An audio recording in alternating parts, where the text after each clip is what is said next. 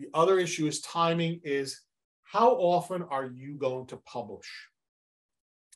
And this is a hard one, because if you publish too much, it's going to take you forever to do unless you have a team that's willing to help you.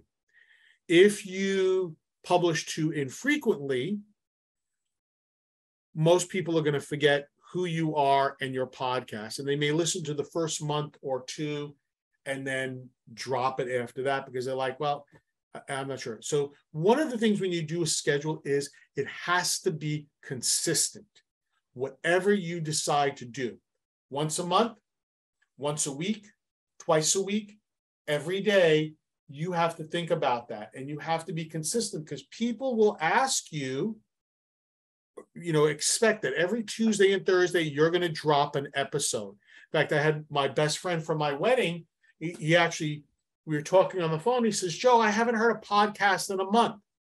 And I said, well, did you miss this podcast? He says, yeah. And I said, that's the one I'm telling you that I took some time off.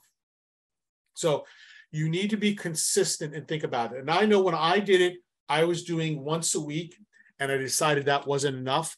So then I started trying to do it 4 times a week, and I realized that was way too much time for me. I couldn't do 4 times a week. So I've been settled on the last year and a half or so on twice a week, Tuesdays and Thursdays.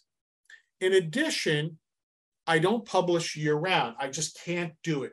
I cannot publish the entire year around. And so I got an idea from another podcaster who said basically what they do is they take the summer off.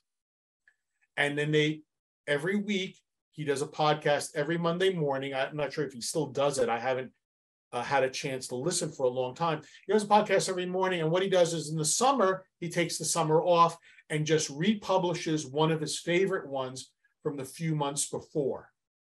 So I always take off the summer. I basically take off from late June until the beginning of September. I will take off I'll take the week off of Thanksgiving. I'll take the time off between Christmas and New Year's. And I'll usually take 1 week off in the spring, maybe a week and a half at most.